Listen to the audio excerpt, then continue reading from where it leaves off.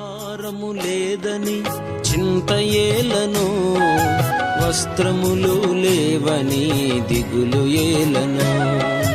ఆహారము లేదని చింత ఏలను, వస్త్రములు లేవని దిగులు ఏలను.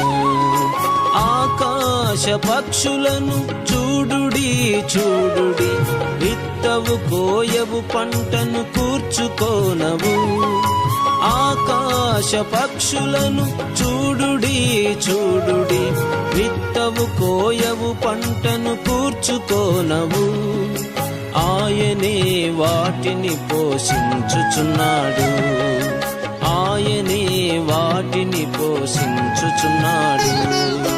భయము లేదుగా, దిగులు లేదుగా, యేసును నమ్మిన వారి